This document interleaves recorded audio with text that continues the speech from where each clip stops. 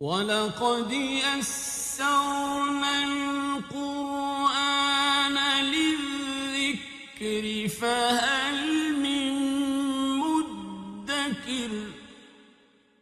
الحمد للہ رب العالمین والصلاة والسلام علی سید الانبیاء والمرسلین، اما بعد فاعوذ باللہ من الشیطان الرجیم، بسم اللہ الرحمن الرحیم۔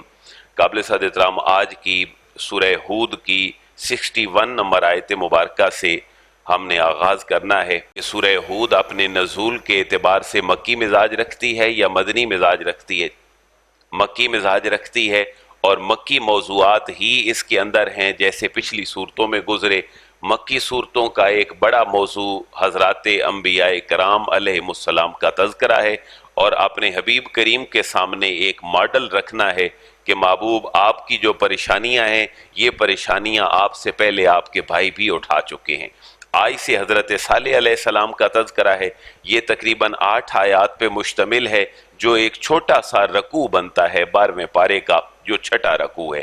حضرت صالح علیہ السلام کا زمانہ کب ہے، اس کی ایگزیکٹ تعیین تو کسی نے نہیں لکھی، مفسرین نے، لیکن اتنا کم از کم ضرور ہے کہ حضرت موسیٰ علیہ السلام سے پہلے حضرت صالح علیہ السلام کا تذکرہ ہے۔ قرآن میں کتنے انبیاء کا تذکرہ آیا جی؟ 26 انبیاء کرام کا تذکرہ ہے۔ سب سے زیادہ تذکرہ حضرت موسیٰ علیہ السلام کا ہے، 136 دفعہ موسیٰ کا لفظ اللہ نے قرآن میں ذکر فرمایا ہے۔ ہر جگہ پہ ایک نیا مطلب اس سے اور ایک نئی تشریح اپنے محبوب کے سامنے رکھنی ہے۔ حضرت صالح علیہ السلام کا تذکرہ قرآن میں تقریباً 9 مقامات پہ ہے، تو ان میں سے ایک مقام یہ ہے جو سورہ ہود کے اندر ہے۔ حضرت صالح علیہ السلام کس قوم کی طرف نبی بن کر آئے؟ قوم سمود، اور اس سے پہلے تذکرہ تھا حضرت ہود کا، آپ کی قوم عاد تھی، تو قوم عاد اور سمود 2 بڑی قومیں ہیں۔ حضرت صالح علیہ السلام کا ایک معاملہ یہ بھی ہے کہ قوم سمود میں سے ہیں اور سمود کی اولاد میں سے ہیں، آپ کا شجرہ نسب بھی چل کے سمود سے ملتا ہے، تو آپ تقریباً کو 5ویں 6ٹھی پشت میں حضرت صالح سمود کی اولاد میں سے ہیں۔ ایک بڑی پرومیننٹ شخصیت تھی سمود، جس کی وجہ سے پوری قوم ہی قوم سمود کہلائی۔ تو یہاں سے ذرا تذکرہ دیکھیے گا، بسم اللہ الرحمن الرحیم۔ وَإِلَىٰ ثَمُودَ أَخَاهُمْ صَالِحًا قَالَ يَا قَوْمِ اعْبُدُوا اللَّهَ مَا لَكُم مِّنْ إِلَٰهٍ غَيْرُهُ هُوَ أَنشَأَكُم مِّنَ الْأَرْضِ وَاسْتَعْمَرَكُمْ فِيهَا فَاسْتَغْفِرُوهُ ثُمَّ تُوبُوا إِلَيْهِ إِنَّ رَبِّي قَرِيبٌ مُّجِيبٌ۔ وَإِلَىٰ ثَمُودَ أَخَاهُمْ، یہ ایک سیکوینس چل رہا ہے بہت پہلے آیات میں، جہاں اللہ نے فرمایا ہم نے کس کس نبی کو بھیجا۔ وہ فعل یہاں ذکر نہیں ہے، لیکن اس کے بعد اس کا پورا جملہ ذکر کر دیا گیا۔ اور ہم نے بھیجا، واو کا معنی اور الا کا معنی، کی طرف، سمودا قوم سمود کی طرف، اخاہم ان کے بھائی کو، صالحا جن کا نام جناب صالح ہے۔ کالا، آپ کی تبلیغ کا بھی پہلا مرکزی نقطہ شرک سے دور کرنا تھا اپنی قوم کو، آپ نے بھی اپنی قوم کو توحید باری کی طرف بلایا۔ کالا، آپ نے کہا جناب صالح نے، یا قوم، اے میری قوم، اعبدوا اللہ، اللہ کی عبادت کرو۔ اگر ہم ملا کے پڑھیں گے تو یا قوم اعبدوا اللہ، اللہ کی عبادت کرو۔ ما لکم من الہ غیرہ، ما لکم نہیں ہے تمہارے لیے، من الہ کوئی معبود، غیرہ اس کے علاوہ، اللہ کے علاوہ تمہارا کوئی معبود نہیں ہے۔ اب آپ نے یہ دیکھا ہے انبیاء کرام کی تعلیمات میں بڑی سادگی ہے۔ آج بہت بڑا سپیکر اس کو گنا جاتا ہے انٹرنیشنلی جس کی بات کی کسی کو سمجھ نہ آئے، زبان اور ہو، اس کے اندر ناز انداز ہوں، تو کہا جاتا ہے یہ بہت بڑا سپیکر ہے۔ اس سے اگلا سٹیپ ہے یہ بڑا موٹیویشنل سپیکر ہے۔ حضرات انبیاء کرام کی تبلیغ میں، آپ کی تقریروں میں نہایت سادگی ہے، اور وہ سادگی کہاں سے شروع ہوتی ہے؟ ان کے گھر سے شروع ہوتی ہے، اور ان کی باتیں وہ باتیں ہیں جن کے ساتھ انسانیت کا روز کا تعلق ہوتا ہے۔ ہمارا بندہ بیٹھا پاکستان ہوتا ہے، باتیں وہ فرانس کی کرتا ہے، مثالیں وہ یونان کی دیتا ہے، تو لوگوں کے ذہن کے مطابق ان کے ماحول میں رہ کر بات کرنا انتہائی سادہ بات، یہ انبیاء کرام کا طریق ہے۔ حضرت صالح علیہ السلام نے قوم کو توحید کی طرف بلایا، دلیل کیا دی؟ ہوا انشاءکم من الارض، ہوا وہ اللہ وہ ہے، انشاءکم، انشاء جس نے پیدا کیا، کم تمہیں۔ اب دیکھیں ایک زبر زیر سے کتنا فرق پڑ گیا، یہاں انشاء ہے، انشاء نہیں ہے۔ اگر ان ہوتا تو اس کا معنی اگر ہوتا، اگر اللہ نے چاہا تو، جیسے ہم کہتے ہیں انشاء، یہ ایک الگ فعل ہے. هو انشاءکم، اس نے پیدا کیا تمہیں، من الارض، زمین سے. سمپل سی بات ہے بھائی، جس خالق نے تمہیں مٹی سے بنایا ہے، واستعمرکم فیہا، اور یہ ان کا فن بیان ہو رہا ہے. حضرت صالح علیہ السلام کی قوم سمود کا فن کیا تھا؟ پہاڑوں کو کرید کر ان کے اندر اپنے شایان شان بہت بڑے بڑے محل بناتی تھی. اللہ نے انہیں یہ انجینئرنگ عطا فرمائی تھی. آج بھی آپ کوئی ایٹلس اگر دیکھیں تو اس کے اندر جہاں ہمیں فرعون کی وہ ممی ملتی ہیں، وہاں ہمیں ان کی عمارات حضرت صالح کی قوم کی ملتی ہیں. بڑے بڑے پہاڑوں میں ان کی کھودی گئی چٹانیں، ان کے سامنے پھر بڑا نقش و نگار کیا گیا. اللہ نے فرما رہا ہے وہ رب وہ ہے تمہارا جس نے تمہارے ہاتھ میں فن دیا ہے. یہ بھی تو ہو سکتا تھا کہ تم بے فن ہوتے، تم اپنے ہاتھ کے اندر اتنی صفائی ستھرائی سے یہ کمال پیدا کرتے ہو. وہ تمہارا رب ہے جس نے تمہیں فن بھی دیا ہے. پہلے تمہاری تخلیق ہے، پھر تمہارا فن ہے. وَأَنشَأَكُمْ، اس نے پیدا فرمایا تمہیں، من الارض، زمین سے، وَاسْتَعْمَرَكُمْ، اور اس نے بسایا تمہیں، فیہا، پھر اس زمین میں، یعنی بسنے کے لیے بھی شاندار گھر دیے، تمہیں فن دیا. فَاسْتَغْفِرُوهُ ثُمَّ تُوبُوا إِلَيْهِ، اللہ تم سے یہی باتیں چاہتا ہے. فَاسْتَغْفِرُوهُ، پس مغفرت طلب کرو اس سے، ثُمَّ تُوبُوا إِلَيْهِ، پھر پرمنٹ اسی کی طرف رجوع کرنے والے بن جاؤ. پتہ چلا تخلیق انسانی کا مقصد یہ ہے کہ بندہ اللہ کے سامنے عبادت کرتا رہے، اور عبادت کی بڑی شکل کیا ہے کہ اللہ توبہ اور استغفار کرتا رہے. اللہ فرما رہے میں نے جن و انس کو اس لیے پیدا کیا وہ میری بارگاہ میں جھکتے رہیں. ان ربی قریب مجیب، حضرت صالح علیہ السلام کہتے ہیں جن بتوں کی تم پوجا کرتے ہو، پتہ نہیں کیا کیا امیدیں لگا کے بیٹھے ہو، میرا رب کون ہے؟ ان ربی، بے شک میں جس رب کی طرف تمہیں بلا رہا ہوں، قریب مجیب، وہ قریب بھی ہے تمہاری شاہ رگ سے بھی زیادہ، اور مجیب، وہ تمہاری دعائیں بھی سننے والا ہے. مجیب کا لغوی معنی ہے جواب دینے والا. تم پکارتے ہو وہ تمہیں جواب دیتا ہے. قالو، اب دیکھیں جی جواب کیا ہے. حضرت صالح علیہ السلام کی تبلیغی الفاظ میں نرمی ہے، اس کے اندر شفقت ہے، ایک ٹیچر اور ایک والد کا انداز ہے، خیرخواہی والا. قوم کا جواب کیا ہے؟ حضرت صالح کی قوم کہتی ہے بھئی صالح، ہم تو پہلے تمہیں ٹھیک بندہ سمجھتے تھے، لیکن اب جو ہے نا وہ ہم تمہارے بارے میں شک کرنے لگ گئے، یہ تمہارا پوائنٹ آف ویو ٹھیک نہیں ہے. قالو، انہوں نے کہا، یا صالح، اے صالح، قد کنت فینا، قد تحقیق کنتا تم تھے، فینا ہم میں، تم ہی تو تھے صالح، مرجون جن سے ہمیں کوئی امید تھی. رجوع ایک ہوتا ہے عین کے ساتھ، ایک ہوتا ہے رجا، امید اور رجا کے معنوں میں ہے. مرجوا، ایک تم ہی تو شخص تھے صالح، مرجوا جس سے ہماری امیدیں وابستہ تھیں. قبل ھذا، اس سے پہلے کو تم ہی کو شخص سے جس سے ہمیں امیدیں وابستہ تھیں. لیکن اتنہانا ان نعبد ما یعبد آباؤنا واننا لفی شک مما تدعونا الیہ مریب. لیکن اب تم نے کیا کیا ہے؟ اتنہانا، آ کا معنی کیا؟ تنہا، نہا ینہا سے مخاطب کا صیغہ ہے. اتنہا، کیا تو روکتا ہے؟ نا ہمیں، کیا اے صالح تم ہمیں روکتے ہو؟ ان نعبدا، کہ ہم عبادت کریں، ما یعبد آباؤنا، جس کی عبادت ہمارے آبا و اجداد کرتے تھے. واننا لفی شک، واو کا معنی اور، اننا بے شک ہم، اگر ہوتا اننی تو اس کا معنی ہوتا بے شک میں.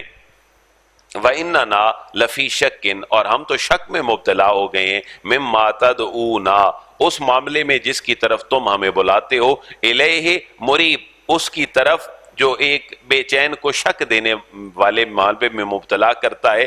تم تو ایک شک میں مبتلا کرنے والے معاملے کی طرف ہمیں لے گئے ہو. کالا، آپ نے جواباً پھر فرمایا، یا قوم ارأیتم ان کنت علی بینۃ من ربی وآتانی منہ رحمہ فمن ینصرنی من اللہ ان عصیتہ فما تزیدوننی غیر تخسیر. کالا، آپ نے فرمایا، یا قوم، اے میری قوم، ارأیتم، تمہارا کیا خیال ہے، کیا تم دیکھتے ہو اس بات کو؟ ان کنت علی بینۃ من ربی، ان کنت، اگر میں ہوں، علی بینۃ، وضاحت پہ، روشن دلیل پہ، من ربی، اپنے رب کی طرف سے، یعنی اللہ کی نعمتوں کا آپ اظہار فرما رہے ہیں. آپ ان کو یہ سمجھا رہے ہیں کہ میں اللہ کی طرف سے واضح نشانی کے اوپر ہوں، مجھے میرے رب نے نبی بنا کر بھیجا ہے. وآتانی منہ رحمہ، وآتانی، اور اس نے مجھے دیا ہے من ہو اپنی جناب سے رحمہ ایک رحمت کا وسیع حصہ، اور وہ کیا ہے؟ اللہ نے اپنی معرفت عطا فرما دی ہے، اللہ نے اپنا قرب عطا فرما دیا ہے۔ فَمَن يَنصُرُنِي مِنَ اللَّهِ إِنْ أَسَيْتُهُ، اس جملے کا مفہوم بڑا پیارا ہے۔ حضرت صالح علیہ السلام نے دو جملے فرمائے ہیں، میں اپنے رب کی طرف سے روشن دلیل پر ہوں، اور مجھے میرے رب نے اپنی جناب سے رحمت بھی دی ہے۔ فَمَن يَنصُرُنِي مِنَ اللَّهِ إِنْ أَسَيْتُهُ، اس کا مفہوم یہ ہے اگر تم اپنے اوپر رحم نہیں کرتے ہو تو کم از کم میرے اوپر ہی رحم کر لو۔ مجھے اپنے راستے سے دور کرنے لگ گئے ہو، تم تو جا رہے ہو نقصان میں، مجھے تو نقصان میں نہ لے کر جاؤ۔ اب ترجمہ دیکھیں، فَمَن يَنصُرُنِي فا کا معنی پاس من انٹیروگیٹو سینس ہے، من ینصرنی میری مدد کون کرے گا، مجھے کون بچائے گا، من اللہ اللہ تبارک و تعالیٰ سے، ان عصیتو ان کا معنی اگر عصیتو میں نافرمانی کروں ہو اس رب کی تو مجھے کون میرے رب سے بچائے گا۔ اس لیے اپنے اوپر رحم نہیں کرتے ہو تو کم از کم میری ذات کے اوپر ہی رحم کر دو۔ فما تزیدوننی غیر تخسیر، فما تزیدوننی تم زیادہ میرے ساتھ کرنے والا معاملہ نہیں ہو، مجھے زیادہ فائدہ دینے والے نہیں ہو، غیر تخسیر سوائے تخسیر اردو کا لفظ ہے، خسارے سے زیادہ تم مجھے کو فائدہ دینے والے نہیں لگتے ہو، میرا بھی تم خسارہ کروانے کے پیچھے پڑ گئے ہو۔ پھر قوم نے ایک مطالبہ کیا تھا جو آپ نے سن رکھا ہے، حضرت صالح کی قوم نے مطالبہ کیا تھا؟ اونٹنی نکل آئے پہاڑ سے گابن، حاملہ ہو، پہاڑ سے نکلے، جوان ہو، پھر ہم آپ کے اوپر ایمان لانے کا سوچ سکتے ہیں۔ اس پورے مطالبے کا تذکرہ یہاں نہیں ہے، اس مطالبے کا تذکرہ سورہ شعراء کے اندر ہے، کچھ تذکرہ ہم نے سورہ آراف میں پڑھا ہے۔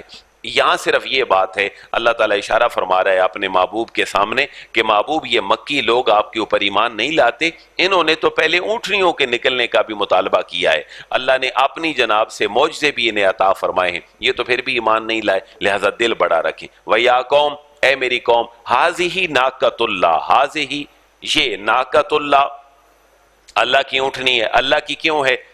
کیوں کہ اللہ کے حکم سے نکلی ہے، اپنے نبی کے معجزے کی کیفیت میں نکلی ہے، اور عقل اس بات کو تسلیم نہیں کرتی کہ گابن اونٹنی پہاڑ سے نکل آئے۔ لکم آیا، یہ تمہارے لیے خاص نشانی ہے، تمہارے مطالبے پہ اللہ نے تمہارے سامنے رکھی ہے۔ اب اللہ حکم کیا دے رہا ہے؟ فَذَرُوهَا فا کا معنی پس ذرو اس کو چھوڑ دو، ہاں اس اونٹنی کو اس کو کھلا چھوڑ دو، تاکل فی ارض اللہ، تاکل کھاتی پھرے، فی ارض اللہ اللہ کی زمین میں کھاتی پھرے، ولا تمسوہا اور اس کو مس نہ کرنا، اس کو چھونا نہ، اس کے قریب نہ جانا، بسوءن کسی بری نیت سے، جیسے ہم کہتے ہیں نا بھائی اس چیز کو ہاتھ نہ لگانا، اب اللہ نے بھیج دی ہے تمہارے مطالبے پر، اب اس کو برائی کا ہاتھ نہ لگانا، بری نیت سے اس کے قریب نہ جانا، ورنہ کیا ہوگا؟ فَيَأْخُذَكُمْ عَذَابٌ قَرِيبٌ فا کا معنی پس یاخذکم پکڑ لے گا تمہیں، عذاب قریب ایک قریب آنے والا عذاب تمہیں ضرور پکڑ لے گا، وہی ہوا جس کا ڈر تھا۔ فَعَقَرُوهَا فا کا معنی پس عَقَرُو انہوں نے کونچیں کاٹ ڈالیں، ہاں اس اونٹنی کی، فَقَالَ حضرت صالح علیہ السلام نے فرمایا تَمَتَّعُوا فِي دَارِكُمْ ثَلَاثَةَ أَيَّامٍ، تمتعو لطف اٹھاتے رہو، زندگی گزارو، فی دارکم فی کا معنی میں، دار کا معنی گھر، کم اپنے گھروں میں زندگی گزارو، لطف اٹھا لو، لیکن کتنی دیر تک؟ ثلاثۃ ایام 3 دن تک اپنے گھروں میں تم جو کرنا ہے کر لو، ذالک وعد غیر مکذوب اس کے بعد ایک عذاب آئے گا تمہارے اوپر، اور پھر اس کو تم کوئی ایسی بات نہ سمجھنا کہ بھیڑیا آ گیا اور بھیڑیا نہیں آ رہا، ذالک وعد غیر مکذوب، ذالک وعد یہ ایک وہ وعدہ ہے اللہ کا غیر مکذوب جس کو جھٹلایا نہیں جا سکتا، جو جھوٹا نہیں ہے، جس کے اندر کذب نہیں ہے۔ فلما جاء امرنا نجینا صالحا والذین آمنوا معه برحمت منا ومن خزی یومئذ ان ربک هو القوی العزیز۔ اب اللہ کا حکم آ گیا، اللہ کا حکم آیا اس قوم پہ، اللہ نے اپنا عذاب نازل فرمایا، لیکن اللہ یہاں بتلانا چاہتا ہے اپنے حبیب کریم کو، جناب آقا کریم محمد مصطفیٰ علیہ تحیت و ثنا کو، محبوب آپ فکر نہ کریں، آپ کے اوپر ایمان لانے والے چند غریب لوگ ہیں، خدیجہ آپ کے اوپر ایمان لائی ہیں، آپ کے اوپر ابو بکر ایمان لائے ہیں، آپ کے اوپر علی المرتضیٰ ایمان لائے ہیں، اور اتنے سالوں کی تبلیغ کے بعد چند لوگ دائرہ اسلام میں آئے ہیں، آپ فکر نہ کریں، نجات ان کے لیے ہے۔ جیسے نجات صالح علیہ السلام کی قوم کے ماننے والے لوگوں کے لیے تھی. کیونکہ اللہ انبیاء کا تذکرہ کیوں کرتا ہے؟ اپنے رسول کی تربیت کے لیے اور اپنے حبیب کے دل کو بڑا کرنے کے لیے. فلما جاء امرنا، اب تھوڑا تھوڑا ترجمہ آپ فرمائیں گے. فا کا معنی پس، لما جب، جاء آ گیا، امرنا ہمارا حکم یعنی عذاب خداوندی آ گیا، تو نجینا ہم نے نجات دے دی صالح علیہ السلام کو. لیکن صرف صالح علیہ السلام کو نہ دی، والذین آمنوا، واو کا معنی اور الذین ان لوگوں کو، آمنوا جو ایمان لائے، معہو حضرت صالح علیہ السلام کے ساتھ اللہ پر ایمان لائے، برحمت منا اپنی رحمت کے ساتھ. پتہ چلا اللہ کی رحمت کے بغیر دنیا میں انسان ایک قدم نہیں اٹھا سکتا. اللہ کی رحمت، اس کے فضل، اس کے کرم، اس کی توفیق کے بغیر انسان کا سروائیول ممکن نہیں ہے. لہذا کسی چیز کو بھی اپنی طرف منسوب نہیں کرنا چاہیے. دیکھیں جی میں نے اتنا کچھ کر لیا، نہیں، یہ صرف کس کی وجہ سے تھا؟ اللہ کے فضل کی وجہ سے تھا، اس کے کرم کی وجہ سے تھا. حضرت صالح علیہ السلام نبی ہونے کی باوجود اللہ فرما رہے ہمارا جب حکم آ گیا ہم نے صالح کو نجات دے دی، ان کے ساتھ ایمان والوں کو نجات دے دی، برحمت منا. اس میں ان کا کمال کوئی نہیں تھا، یہ کمال خاص میری جانب سے تھا اور ہم نے ان کو نجات دے دی. من خزی یوم اذن، واو کا معنی اور من کا معنی سے، خز کا معنی ہے رسوائی. خزیون یہ ناؤن ہے اور قرآن مجید میں یہ سینکڑوں دفعہ آیا ہے، اس کو یاد کر لیں. خزیون کا معنی ہوتا ہے رسوائی. یہ خزین کیوں ہے یا خز یہ یوم زن کیوں ہے؟ یہ من کی وجہ سے ہے. من حروف جارہ ہے، حروف جارہ کے بعد اس کے نیچے ہمیشہ زیر آتی ہے. اس دن کی رسوائی سے اللہ نے حضرت صالح اور ایمان والوں کو بچا لیا. ان ربک هو القوی العزیز. حضرت صالح علیہ السلام کی قوم کے ذہن میں ایک بڑا پن تھا کہ ہم تو پہاڑوں کے میں مکان بنا دیتے ہیں، اور حضرت صالح علیہ السلام کی قوم اور قوم عاد جو ہم پہلے پڑھ آئے، قوم عاد اور سمود کا ڈیل ڈول، ان کا فگر بہت مضبوط تھا، بہت بڑی بڑی جسامت کے مالک تھے. اللہ نے وافر ان کو مال و دولت بھی عطا فرمایا تھا. اس سے بڑی بات یہ انجینئر تھے اپنے زمانے کے، ان کو کسی قسم کی کمی نہیں تھی. اللہ کی نافرمانی بڑھ گئی، بد اخلاقی آ گئی جملہ معاملات میں اور اقوال میں. تو یہاں پر اللہ فرما رہے تم کچھ نہیں ہو، یہ جو پہاڑوں میں گھر کھود کے بنا کے بیٹھے ہو اور کہتے ہو ہم بڑے خوبصورت ہیں، 60 فٹ ہمارے قد ہیں، ہمارے جیسا کوکڑیل جوان نہیں ہے. اللہ فرماتا ہے میں نے تمہارے اوپر عذاب نازل کیا ہے. کیوں؟ ان ربک هو القوی العزیز. ان بے شک، ربا کا آپ کا رب، یہ اس کا کیا معنی ہے؟ ربا کا آپ کا رب. ان ربا کا بے شک آپ کا رب، هو القوی العزیز، قوی اور عزیز ہے. اس سے مراد کس کا رب ہے؟ حضور کا رب ہے. کیونکہ بات کس کو سمجھائی جا رہی ہے؟ حضور کو سمجھائی جا رہی ہے، قرآن کی بات ہے، حضور کے سامنے مکی ماحول ہے، مکی پریشانیاں ہیں. تو اللہ فرما رہا ہے ان ربک هو القوی العزیز. دیکھیں نا اللہ کو اپنے حبیب سے کتنی محبت ہے.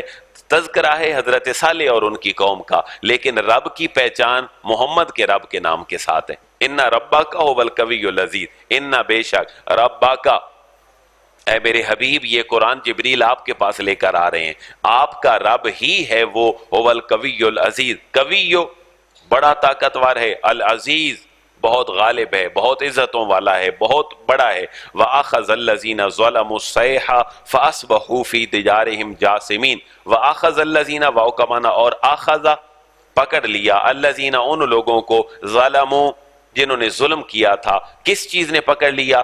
الصیحہ، ایک کڑک نے، زوردار کڑک نے، آسمانی بجلی نے ان کو پکڑ لیا. فَأَصْبَحُوا پس وہ ہو گئے اور انہوں نے صبح کی، فی دیارہم اپنے گھروں میں، اس حال میں جاسمین کہ وہ گھٹنوں کے بل، جیسے انسان سجدے میں پڑا ہوتا ہے اس کیفیت میں اللہ تبارک و تعالیٰ نے ان کے اوپر عذاب نازل کیا. وہ اپنے گھروں میں گھٹنوں کے بل اوندے پڑ گئے، اللہ نے ان کے اوپر وہ کڑک اور بجلی نازل فرما دی. کس طرح پڑے ہوئے تھے؟ کأن لم یغنوا فیہا، جن عمارتوں پہ انہیں ناز تھا کہ اتنی بڑی چٹانوں میں ہمارے خوبصورت مکان، یہاں عذاب کیسے آ سکتا ہے؟ اللہ فرما رہا ہے میں نے ایسا عذاب نازل کیا، کأن لم یغنوا فیہا، کأن گویا کہ لم یغنوا فیہا یہ اس میں آباد ہی نہیں تھے. ہم نے عذاب ان کے اوپر نازل فرما کر ان کو یوں نیست و نابود کر دیا.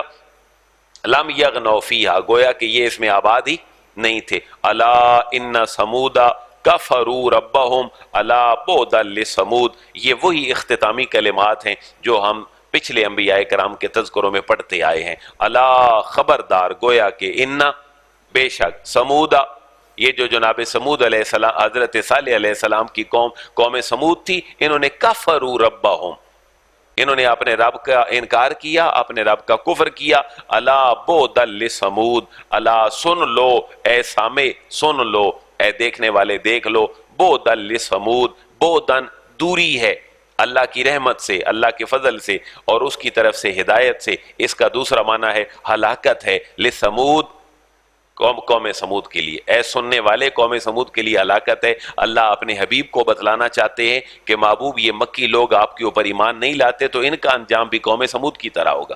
اور اس سے پہلے تذکرہ گزرا قوم عاد کا. اللہ فرما رہا ہے محبوب اگر یہ آپ کے اوپر ایمان نہیں لاتے، ابو جہل، ابو لہب، یہ لوگ پریشانی میں آپ کو مبتلا کرتے ہیں تو نجات آپ کے لیے ہے، نجات صدیق و عمر کے لیے ہے، نجات اما خدیجہ اور اما عائشہ کے لیے ہے.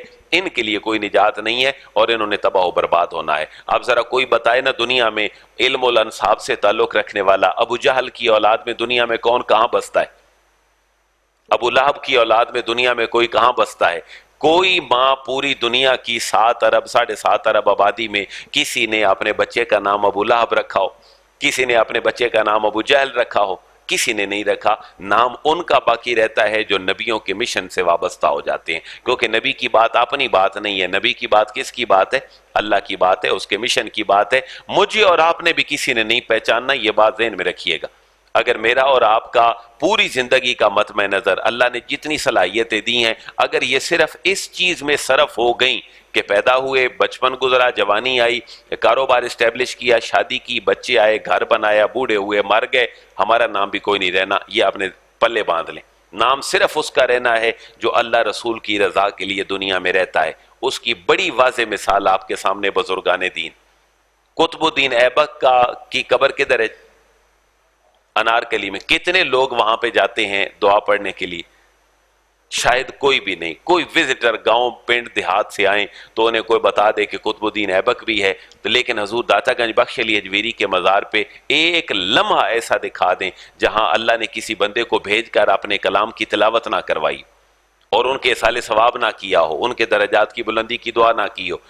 تو یہ ایک کمپیریزن ہم کر سکتے ہیں. مقبرہ جہانگیر پہ چلے جائیں تو وہاں پر بھی اوباش لڑکے لڑکیوں کا ہجوم ہوتا ہے، اس کے علاوہ کوئی چیز وہاں پر نظر نہیں آتی.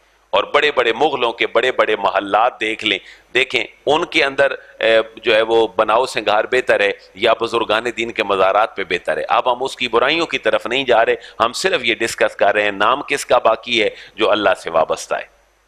نام اس کا باقی ہے جو رسول کے مشن سے وابستہ ہے. اور اکثریت ضروری نہیں ہوتی. حضرت امام حسن جیسا، حضرت امام حسین جیسا بندہ بظاہر شکست کھا کر بھی پوری دنیا کے لیے امر ہو جاتا ہے. دین کے لیے نکلے، چند لوگ تھے مٹھی بھر، تو یزید سے اتنی نفرت ہو گئی کہ یزید سے لوگ محبت نہیں کرتے. یزید کے نام پہ مائیں اپنے بچوں کے نام نہیں رکھتی. وجہ یہی ہے جو دین کے ساتھ وابستہ ہو گیا اس کے لیے بقا ہے. آپ ذرا سوچیں نا کہ ہماری زندگیوں کا مطمع نظر بشمول میرے، میں شامل کرتا ہوں اس بات میں کہ پیدا ہوئے، بچپن گزرا، جوانی گزری، ویل سیٹلڈ ہوئے، کہیں اپنے پاؤں پہ کھڑے ہو گئے، کاروبار بنا لیا، شادی کی، بچے پیدا ہوئے، بڑھاپا آیا، مر گئے. اس کے علاوہ ہماری زندگی کا مشن کیا ہے؟ صحیح بتائیں نا، مرنا ہے نا ہم سب نے. اس کے علاوہ ہماری زندگی کا مشن کیا ہے؟ کیا یہی مشن رسول اللہ کا بھی تھا؟ کیا یہی مشن حضرت صالح، حضرت ہود علیہ السلام اور انبیاء کا تھا؟ نہیں. ہم نہایت غلط راستے پر ہیں. اس امت کا ایک ہی مسئلہ ہے کہ یہ مادیت پرست ہو چکی ہے، دنیا کی طلبگار بن چکی ہے. حضور نے فرمایا مجھے اپنے جانے کے بعد تم پہ شرک کا خوف نہیں ہے لیکن تمہارا دنیا داری میں غرق ہونے کا خوف ہے، اور ہم ہو چکے ہیں. کوئی بات نہیں، زندگی اچھی گزر رہی ہے لیکن اس کے لیے میں اور آپ وقت نکالیں دین متین کے لیے. جو جس لیول پر ہے اللہ رسول کی بات کے لیے نکل آئے. اللہ ہمیں عمل کی توفیق عطا فرمائے.